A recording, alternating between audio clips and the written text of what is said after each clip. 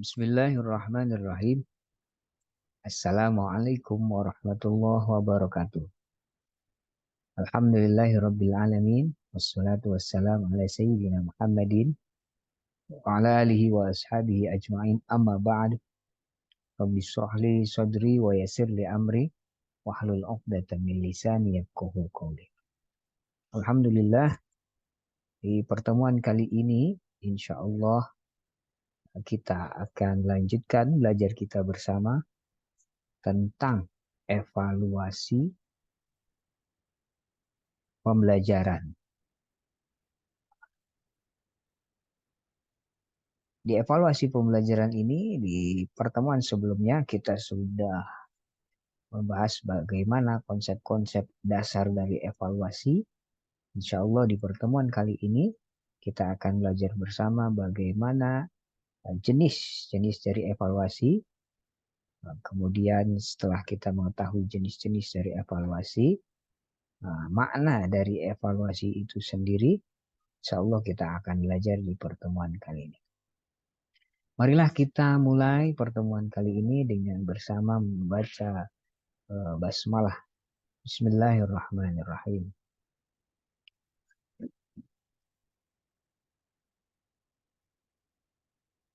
Evaluasi pembelajaran, kemarin kita sudah belajar bersama tentang konsep dasar evaluasi di dalam pendidikan atau di dalam pembelajaran. Kali ini kita akan belajar bersama insya Allah tentang jenis, kemudian prinsip, maaf nih salah, ketiknya harusnya prinsip, ini jadi prinsip, dan makna evaluasi. Yang pertama ada jenis. Jenis dari pembelajaran atau evaluasi pembelajaran itu sendiri ada beberapa jenisnya.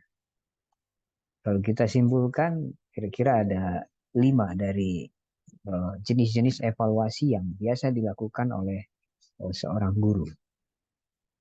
Pertama, jenis evaluasi itu disebut dengan evaluasi selektif. Nah, apa sih evaluasi selektif ini?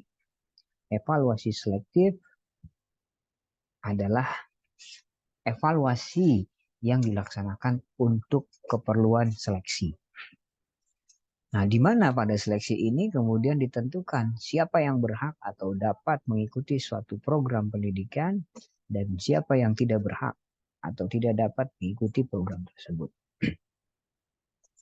Nah, evaluasi seleksi ini biasanya digunakan sebagai alat untuk menyaring mahasiswa ataupun siswa baru yang akan diterima untuk memasuki sebuah lembaga pendidikan. Nah, evaluasi seleksi ini biasanya itu menggunakan teknik tes ataupun non-tes. Apa teknik tes yang biasa digunakan? Teknik tes yang biasa digunakan untuk evaluasi selektif ini itu menyeleksi kemampuan kognitif. Kemampuan kognitif calon peserta didik atau calon peserta program maupun keterampilannya. Nah, sedangkan dari evaluasi non-tes itu biasanya dilakukan untuk mendapatkan data-data penting tentang siswa yang juga nanti akan menentukan lulus tidaknya siswa ini mengikuti suatu program. Contoh, kalau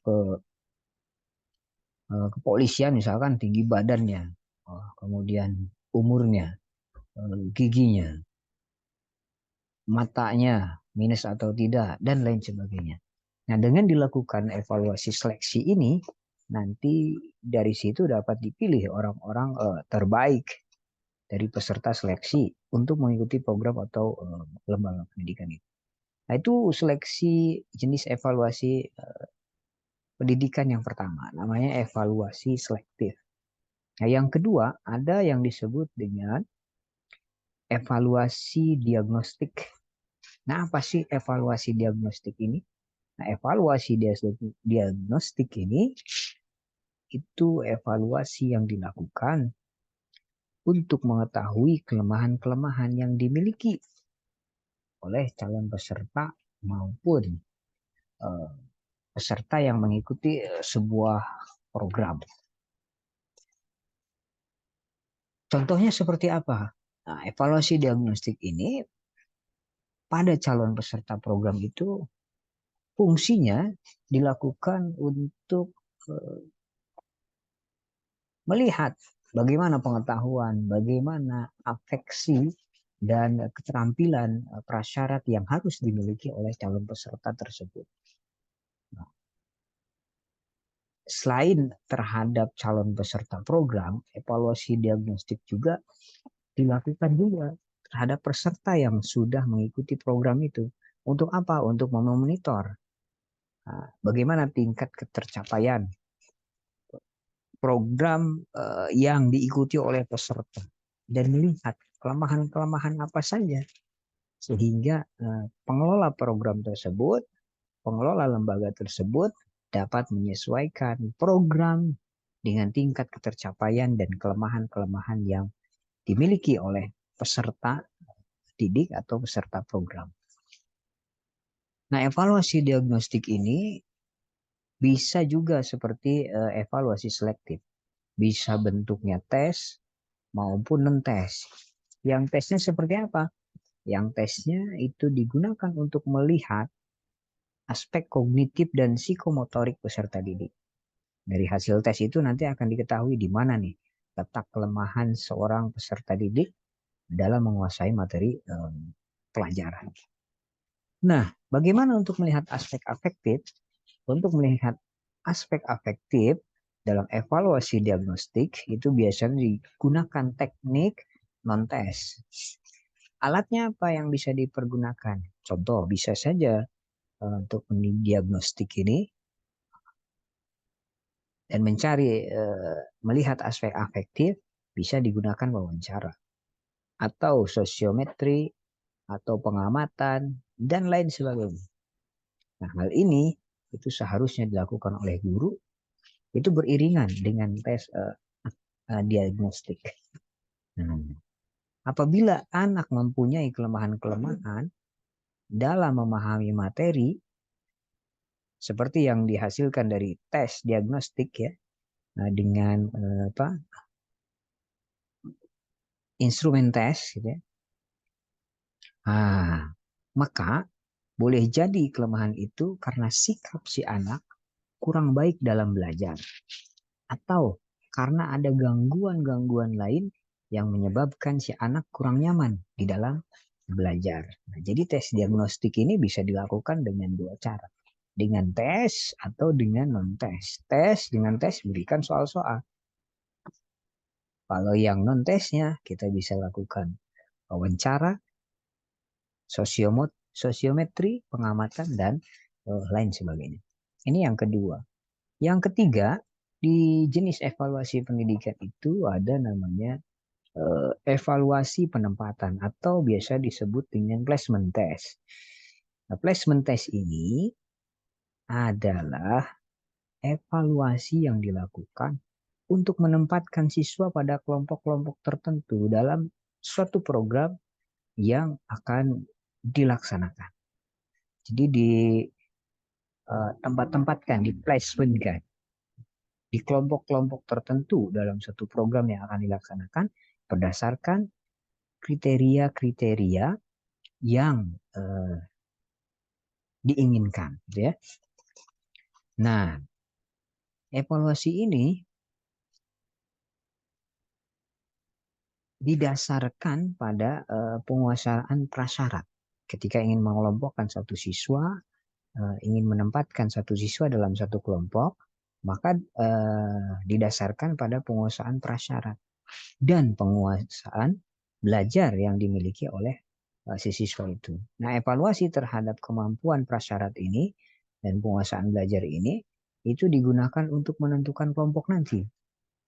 Dikelompokkan berdasarkan penguatan prasyarat tertentu dan penguasaan belajarnya. Nah, diharapkan nantinya dalam satu kelompok itu akan lebih tercipta homogenitas. Macam-macam. Jadi tercipta homogenitas, kesamaan. Nah, sehingga dapat diberikan perlakuan yang tepat sesuai dengan kemampuan masing-masing kelompok tersebut. Nah, seperti evaluasi sebelumnya, evaluasi ini juga dapat dilakukan dengan dua cara. Bisa dengan tes, bisa dengan non-tes. Nah, itu yang ketiga. Selanjutnya, yang keempat, ada evaluasi formatif namanya. Evaluasi formatif ini berasal dari kata form, formatif form, yang artinya bentuk. Dalam bahasa Inggris itu form, bentuk. Nah, dengan demikian bisa kita tarik sebuah apa namanya? Sebuah kata kunci dari form ini, bentuk ini, bahwa evaluasi formatif ini itu dilakukan untuk melihat seberapa jauh siswa sudah terbentuk setelah mengikuti satu program pada rentang waktu tertentu. Ini evaluasi formatif. Jadi evaluasi formatif ini itu dilaksanakan saat siswa masih dalam proses pelaksanaan program. Setelah program berjalan, setiap satuan waktu tertentu, maka dilakukanlah evaluasi untuk melihat tercapaian program ini bagi peserta didik.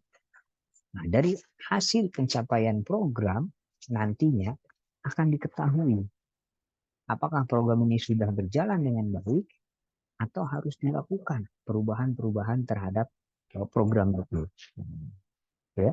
Kalau ditelaah lebih lanjut, maka evaluasi formatif ini lebih berorientasi kepada prosesnya daripada kepada hasil. Hasil yang didapat dari evaluasi formatif itu sangat penting. Nah, namun bukan hanya digunakan untuk melihat seberapa jauh anak itu menguasai apa yang harus dilakukannya. Yang lebih penting dari evaluasi formatif ini adalah hasil evaluasi formatif nantinya akan memberi gambaran kepada pelaksana program, dalam hal ini bisa guru atau sekolah, seberapa jauh program tersebut telah berhasil. Maka jika hasil dari evaluasi formatif ini nantinya diketahui hasil yang diperoleh oleh siswa itu tidak memadai, maka dapat dilakukan analisis lanjutan. Mengapa hal tersebut sampai terjadi? Nah, dicarilah di mana sebenarnya kelemahan dari program tersebut. Nah, dengan dilakukannya analisa ini diharapkan nantinya dapat dilakukan tindakan yang tepat. Nah, pada proses selanjutnya sehingga nantinya bisa dilakukan perbaikan-perbaikan yang diperlukan oleh guru ataupun pihak yang mencanangkan program tersebut. Apabila perbaikan-perbaikan yang diperlukan itu dapat dilaksanakan, maka ketercapaian tujuan dari program itu akan lebih mungkin untuk didapatkan. Nah, di dalam evaluasi hasil belajar, evaluasi formatif ini biasanya dilakukan setelah berakhirnya satu unit program. Contoh, dalam proses belajar mengajar. Pembelajaran fikih misalkan selama satu semester adalah sebuah program. Nah, pembelajaran fikih ini nantinya dibagi menjadi unit-unit tertentu dalam bentuk pertemuan-pertemuan. Nah, pertemuan-pertemuan yang dilaksanakan itu biasanya dibagi menurut topik-topik tertentu. Satu topik materi fikih yang diajarkan dalam satu atau beberapa kali pertemuan itu disebut dengan unit program. Evaluasi setelah berakhirnya suatu unit program, ini atau evaluasi formatif nantinya terlaksana dalam bentuk ulangan harian. Contoh dari evaluasi formatif ini adalah ulangan harian atau yang disebut dengan post-test. Nah, evaluasi formatif ini biasanya dilakukan berulang kali sesuai dengan banyaknya unit dalam satu program. Makin banyak unit program, maka tentunya akan semakin sering melakukan evaluasi formatif. Nah, sebaliknya, makin sedikit unit program, tentunya juga akan makin sedikit frekuensi evaluasi formatifnya. Nah, ini evaluasi yang keempat. Dan yang kelima, ada dari jenis evaluasi ini, ada evaluasi sumatif namanya. Evaluasi sumatif itu merupakan sebuah evaluasi yang dilakukan setelah berakhirnya suatu program.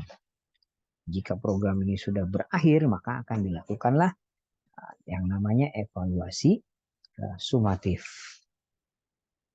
Nah, pada penjelasan tentang evaluasi formatif tadi, ada program dan ada unit program yang lebih kecil di bawahnya. Nah, pelaksanaan pembelajaran satu topik inti itu kita sebut dengan unit program, bab-bab tertentu di dalam pelajaran. Sementara satu semester atau satu bulan kalau zaman dulu itu merupakan satu program. Dengan demikian, apabila dilakukan evaluasi pada akhir semester atau akhir bulan, maka evaluasi tersebut dikatakan sebagai evaluasi sumatif. Dievaluasi pada akhir semester ini disebut dengan evaluasi sumatif. Evaluasi sumatif ini orientasinya kepada hasil. Nah, beda dengan formatif. Kalau formatif pada proses. Maksud dari berorientasi kepada hasil adalah bahwa dalam evaluasi ini tujuan utamanya adalah untuk melihat tingkat keberhasilan satu program atau peserta program. Nah, hasil pencapaian peserta program nantinya akan menggambarkan hasil dari program itu sendiri. Apabila hasil peserta program ini baik, maka besar kemungkinan dapat ditarik kesimpulan bahwa program itu sudah berjalan dengan baik. Dan demikian juga sebaliknya. Apabila tingkat keberhasilan peserta program kurang baik, nah, tentunya besar juga kemungkinan program tidak berjalan sebagaimana mestinya. Itulah jenis-jenis dari evaluasi. Nah, yang selanjutnya, setelah kita tahu jenis-jenis dari evaluasi ini, selanjutnya ada prinsip evaluasi dari pendidikan. Apa saja prinsip evaluasi dari pendidikan? Prinsip evaluasi dari pendidikan, menurut Sugiono, prinsip yang harus diperhatikan dalam pelaksanaan kegiatan evaluasi, Sugiono menyatakan ada 3 prinsip utama. Yang pertama ada prinsip keseluruhan, yang kedua prinsip kesinambungan, dan yang ketiga ada prinsip objektivitas. Di dalam melakukan evaluasi, di dalam bidang pendidikan itu tidak bisa dilakukan secara serampangan. Nah, hasil evaluasi yang benar, yang baik, dan akurat hanya bisa didapatkan bila seorang evaluator itu memperhatikan prinsip-prinsip pelaksanaan evaluasi. Apa sih prinsip itu? Nah, prinsip itu merupakan sebuah serangkaian asas, aturan dasar, atau rambu-rambu yang dijadikan sebagai acuan dalam pelaksanaan satu kegiatan termasuk dalam kegiatan evaluasi pendidikan. Nah, menurut Sugiono tadi ada 3 prinsipnya. Pertama, prinsip keseluruhan, prinsip kesinambungan, dan yang ketiga prinsip objektivitas. Ada pendapat lain menurut Arifin.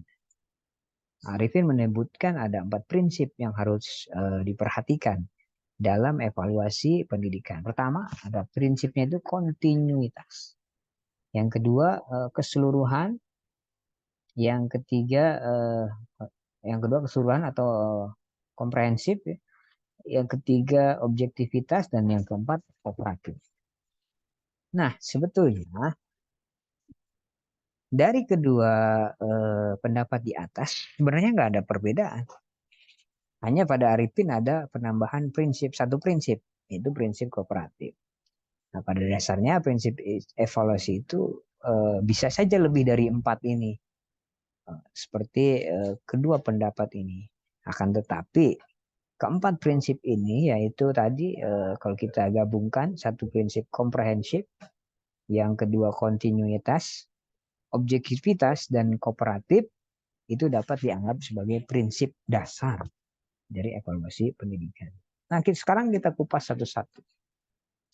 Apa sih prinsip komprehensif itu dalam evaluasi pendidikan? Komprehensif itu artinya menyeluruh. Artinya, evaluasi yang komprehensif berarti kegiatan evaluasi dilakukan terhadap keseluruhan aspek dari objek evaluasi. Apabila objek evaluasi mempunyai 4 aspek atau 4 unsur, maka evaluasi juga dilakukan terhadap keempat unsur tersebut. Bukannya hanya kepada 1, 2, atau 3 unsur saja. Nah, sifat komprehensif dari evaluasi apabila dipakai dengan baik dalam melakukan evaluasi akan mengantarkan evaluator untuk mendapatkan data yang utuh tentang objek evaluasi. Nah, dengan utuhnya gambaran yang didapatkan ini nanti diharapkan keputusan evaluasi yang dihasilkan juga akan lebih akurat. Nah, kalau kita lihat dalam evaluasi pendidikan, terutama dalam evaluasi hasil belajar, maka kekomprehensifan ini harus mencakup 2 aspek. Nah, yang pertama aspek kurikulum atau materi dan aspek konstruk psikologis, tujuan dari pembelajaran itu sendiri. Nah, komprehensif dari satu sisi materi pembelajaran artinya evaluasi itu dilakukan terhadap seluruh materi pelajaran yang tercakup dalam satu satuan program pendidikan. Satu satuan pendidikan bisa saja berbentuk semester atau satuan pendidikan berbentuk tingkatan seperti SD, SLTP, dan SLTA. Nah, apabila dalam satu semester ada 10 materi pokok yang diajarkan kepada siswa, maka ke-10 materi pokok itu harus dievaluasi menyeluruh secara komprehensif. Apakah sudah dipahami oleh siswa atau belum? Nah, evaluasi ini nggak boleh, tidak boleh dilakukan hanya pada beberapa bagian saja. Misalkan 5 saja yang dievaluasi, nggak boleh. Nah, itu harus karena prinsipnya komprehensif, maka harus menyeluruh. Ya. Nah, di samping komprehensif dari si mata pelajaran, sifat komprehensif juga ditunjukkan pada aspek dan konstruksi psikologis pada tujuan pembelajaran. Apabila tujuan pembelajaran itu mencakup aspek kognitif, afektif, dan psikomotorik, maka evaluasinya juga harus dilakukan pada semua aspek tersebut. Nggak bisa hanya satu saja, dan kognitif saja. Ya. Nah, kalau tujuan pembelajarannya 3, kognitif, afektif, dan psikomotorik, sementara yang dievaluasi hanya 1, nah itu tidak komprehensif. Nah, kognitif umpamanya dia mempunyai 6 tingkat konstruk psikologi, yaitu pengetahuan, kemudian pemahaman, aplikasi, analisa, sintesa, dan evaluasi. Apabila evaluasi akan dilakukan, maka semua konstruk psikologi yang terkandung dalam tujuan pendidikan itu harus diperhatikan.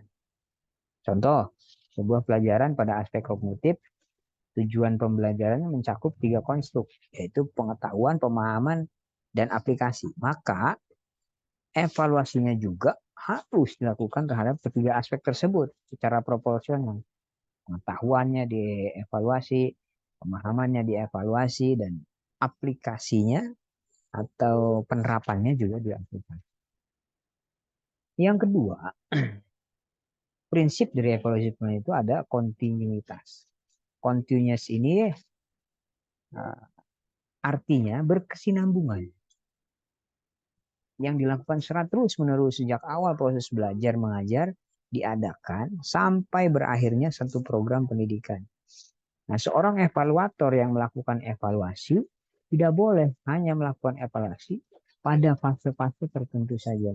Umpamanya pertemuan pertama dievaluasi, sementara hasil belajar siswa pada pertemuan-pertemuan lainnya tidak dievaluasi. Nah, ini tidak kontinu namanya. Nah, evaluasi yang dilakukan secara tidak kontinu nantinya tidak akan memberikan data perkembangan siswa secara baik. Karena setiap individu itu bisa saja mengalami pasang surut. Misalkan hari ini di bab pertama dievaluasi jelek. Di bab keduanya bagus, nilainya tinggi. Ataupun sebaliknya. Nah, itu makanya evaluasi itu prinsip yang kedua, itu prinsipnya adalah kontinuitas. Dilakukan secara terus menerus. Ya. Nah, bila evaluasi ini dilakukan secara kontinu, guru itu bisa mendapatkan gambaran ada perkembangan si siswa dari waktu ke waktu dengan lebih akurat. Pasang surutnya dia tahu prestasi belajarnya bagaimana. Baik dari sisi kognitif, afektif maupun psikomotoriknya akan terlihat dengan sangat utuh. Nah, itu prinsip yang kedua. Prinsip yang ketiga ada prinsip objektivitas. Objektivitas ini artinya bahwa prinsip yang harus dijunjung tinggi dalam pelaksanaan evaluasi ini, apabila objektivitas ditinggalkan, maka hasil evaluasi tidak lagi bisa dipertanggungjawabkan keakuratan. Objektivitas itu apa sih? Objektivitas itu artinya bersifat apa adanya. Nah, evaluasi yang bersifat objektif itu akan memberikan data apa adanya dari objek yang dievaluasi tanpa pengaruh oleh hal-hal lain yang tidak relevan dengan hal yang dievaluasi. Contoh umpamanya, seorang guru ketika mengevaluasi hasil belajar anak dalam menguasai topik yang pertama suatu pembelajaran, dari hasil evaluasi itu seorang anak bernama XX misalkan mendapat nilai 6. Evaluasi yang objektif tetap harus melaporkan bahwa anak tersebut mendapatkan nilai 6. Tidak boleh dikurangi karena ia nakal misalnya. Dan tidak boleh ditambahkan misalkan karena anak itu adalah anak kepala sekolah. Jadi prinsip yang ketiga dari prinsip evaluasi adalah objektivitas, objektif. Dan terakhir, prinsip yang terakhir, yang keempat, dari evaluasi itu harus kooperatif. Nah, pelaksanaan pendidikan ini tidak hanya dilakukan sendirian, tapi harus bekerja sama antar satu unsur dan unsur yang lainnya yang terlibat dalam pelaksanaan pendidikan ini. Nah, kerjasama ini terkadang juga harus dilakukan dalam evaluasi. Pada tingkat tertentu, terkadang pengajaran ini tidak hanya dilakukan oleh satu orang guru, tetapi terdiri dari beberapa orang guru untuk satu kelas. Pada tingkat SLTP misalkan, berlaku kebijakan guru bidang studi. Artinya setiap bidang studi yang diajarkan oleh guru yang berbeda. Bahkan ada kalanya satu bidang studi ini dilaksanakan secara tim teaching. Evaluasi yang kooperatif ini atau evaluasi yang dilakukan secara bersama itu sangat diperlukan apabila kondisi seperti contoh di atas terjadi. Pengambilan keputusan terhadap satu orang siswa yang ditangani oleh tim teaching akan sangat membutuhkan kerjasama yang baik antara guru atau orang-orang yang terlibat. Nah, itulah keempat prinsip evaluasi yang harus dimiliki dalam pendidikan. Jadi pertama ada ada komprehensif, yang kedua kontinuitas harus dilakukan secara kontinu. Jadi komprehensif menyeluruh, kemudian objektivitas secara objektif, dan yang terakhir adalah kooperatif. Nah, itu dasar-dasar dari prinsip dasar dari evaluasi. Selanjutnya, setelah kita tahu prinsip dari evaluasi, nah sekarang apa maknanya evaluasi itu pertama bagi siswa, yang kedua bagi guru, kemudian bagi sekolah dan bagi orang tua. Yang pertama bagi siswa dulu. Nah, bagi siswa ini makna evaluasi ini bisa dirasakan oleh objek evaluasi itu sendiri. Objeknya siapa di sini berarti? Nah, siswa itu bisa merasakan. Nah, karena siswa ini orang yang sangat punya kepentingan terhadap hasil evaluasi. Dari evaluasi ini, siswa akan mengetahui sejauh mana ia telah berhasil mengikuti pelajaran yang diberikan oleh guru. Nah, hasil yang diperoleh siswa dari evaluasi ini nanti akan dapat dua kemungkinan. Yang pertama, kemungkinan pertama itu memuaskan. Nah, jika siswa memperoleh hasil yang memuaskan dan itu menimbulkan perasaan yang menyenangkan, maka siswa akan merasa puas dari hasil evaluasi. Hal ini kalau siswa merasa puas akan mendorong anak untuk mempunyai keinginan memperoleh lagi penilaian yang baik di lain waktu. Akibat dari keinginan tersebut, maka akan timbul motivasi anak untuk lebih giat lagi dalam belajar agar dapat memperoleh hasil yang lebih baik di masa yang akan datang. Nah, begitupun sebaliknya. Bila terjadi di mana anak merasa puas dengan apa yang diperolehnya, sehingga menimbulkan juga kemalasan dan dalam belajar. Ada yang seperti itu. Ada yang ketika hasilnya memuaskan, saya sudah puas. Nah, dari situ dia merasa sudah bisa, sudah jago. Akhirnya dia tidak belajar lagi. Ada yang seperti itu. Nah, hal ini harus diperhatikan oleh guru dan orang tua. Agar hal ini tidak terjadi, guru dan orang tua harus selalu mengingatkan anak didiknya untuk tidak cepat puas dengan apa yang telah diperolehnya. Nah, selanjutnya, yang kedua, makna dari evaluasi itu bagi siswa itu maknanya tidak memuaskan. Bagaimana apabila hasil belajar tidak memuaskan? Nah, kalanya karena sesuatu dan lain hal, siswa memperoleh si penilaian yang kurang bagus atau kurang memuaskan. Nah, jika siswa tidak puas dengan apa yang ia peroleh, maka hal itu bisa menjadi cambuk baginya untuk lebih giat lagi dalam belajar. Kemudian agar perolehan nilai yang jelek itu tidak terjadi lagi. Namun ada kalanya hasil penilaian jelek juga bisa bermakna negatif bagi anak didik tertentu. Beberapa siswa yang motivasinya lemah akan putus asa dengan hasil jelek yang ia terima. Nah, dalam hal ini guru dan orang tua harus bertindak bijaksana. Apabila ada anak didik memperoleh nilai jelek, maka berilah anak tersebut semangat bahwa ia mampu untuk memperoleh nilai lebih baik kalau ia bersungguh-sungguh berusaha dalam belajar. Jangan dicela kalau ada siswa yang mendapatkan nilai yang jelek. Yang kedua, makna evaluasi ini bagi guru. Maknanya apa bagi guru? Bagi guru maknanya itu ada 3. Ya. Nah, apa yang pertama? Yang pertama, makna evaluasi bagi guru, itu guru bisa melakukan tindakan yang tepat sesuai dengan keadaan anak didiknya. Nah, penilaian yang dilakukan oleh guru itu akan memberikan gambaran tentang cakapan belajar siswa. Guru akan mengetahui siapa nih yang mengerti dan siapa yang tidak mengerti kan bahan pelajaran yang sudah disampaikan. Guru tersebut juga dapat mengetahui siapa yang berhak atau belum untuk melanjutkan pelajaran. Nah, dengan adanya data-data ini, guru akan terbantu untuk menentukan tindakan yang lebih tepat, seperti pada siapa harus lebih memberikan perhatian dalam kegiatan belajar mengajar, siapa siswa yang perlu bantuan dan siapa yang tidak. Nah, jadi guru bisa melakukan tindakan yang tepat, ya, sesuai dengan keadaan anak didiknya. Yang kedua, makna bagi guru itu, guru akan mengetahui apakah materi yang disampaikan itu tepat tidak bagi siswa.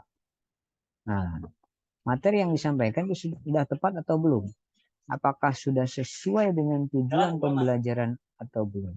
Apabila materi sudah tepat, maka di masa yang akan datang tentu tidak perlu diadakan perubahan. Sebaliknya, bila materi yang disampaikan ternyata tidak tepat, maka harus ada evaluasi. Nah, gitu ya. Itu makna yang kedua bagi guru. Jadi materinya sudah tepat atau belum. Ya. Nah, yang ketiga makna evaluasi bagi seorang guru itu bisa mengetahui ketepatan strategi. Nah, strategi yang digunakan dalam proses belajar mengajar itu sudah tepat atau belum dalam mencapai tujuan dalam belajar. Jika strategi yang dipakai belum tepat mencapai tujuan belajar, maka disitulah seorang guru bisa memodifikasi strategi yang digunakan, gitu ya. Ini yang ketiga. Atau metodenya, selain strategi atau metode yang dilaksanakan sudah tepat atau belum. Nah, maka harus disesuaikan dengan karakteristik siswa, sifat materinya, serta tujuan pembelajaran. Kalau strategi atau metode yang digunakan itu sesuai dengan tujuan pembelajaran, dengan sifat materi dan karakteristik dari siswa, maka besar kemungkinan pembelajaran itu akan berhasil mengantarkan anak didik mencapai tujuan pembelajaran. Nah, begitupun sebaliknya. Nah, itu makna evaluasi bagi seorang guru. Nah, yang ketiga, bagaimana maknanya bagi sekolah? Bagi sekolah itu bisa dijadikan untuk mengetahui kesesuaian kondisi belajar. Artinya apa? Kondisi belajarnya sudah sesuai atau belum? Nah, sudah sesuai atau belum? Hasil belajar siswanya sudah sesuai atau belum? Maka akan dapat pula diketahui apakah kondisi belajar yang diberikan oleh sekolah sudah sesuai dengan yang diharapkan atau belum. Yang kedua, informasi dari guru tentang tepat tidaknya kurikulum untuk sekolah itu dapat merupakan bahan pertimbangan bagi perencanaan sekolah di masa-masa yang akan datang. Dan yang ketiga, informasi hasil penilaian yang diperoleh dari tahun ke tahun itu dapat digunakan sebagai pedoman bagi sekolah. Apakah apa saja? Apakah hal-hal yang dilakukan oleh sekolah itu sudah memenuhi standar atau belum?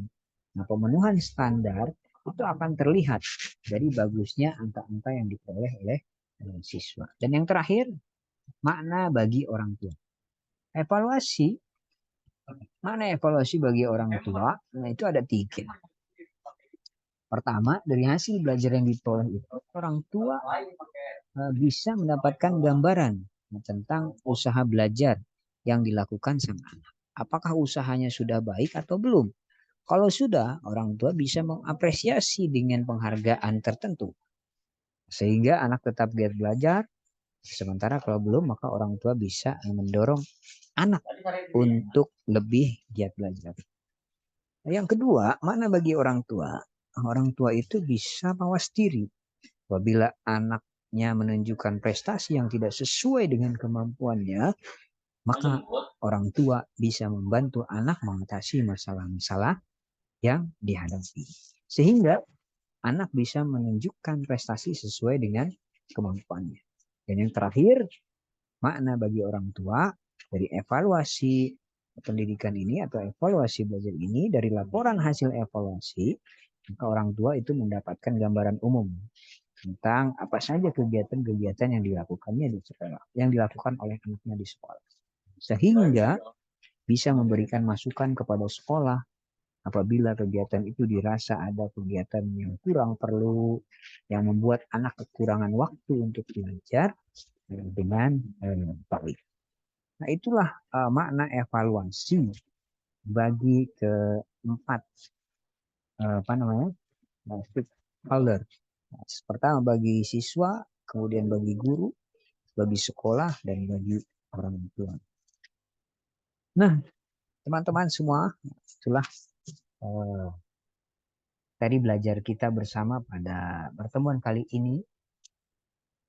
Mudah-mudahan apa yang kita pelajari bersama ini bermanfaat dan kemudian bisa kita praktekkan dalam kehidupan sehari-hari dalam proses belajar dan mengajar kita bersama. Marilah kita tutup bersama pertemuan pada kali ini dengan membaca hamdalah alhamdulillahirabbil alamin dan doa kifaratul majlis. Subhanakallahumma wa bihamdika asyhadu an la ilaha illa anta astaghfiruka wa atubu ilaik. Tetap semangat dalam belajar. Terima kasih. Mohon maaf atas segala kesalahan.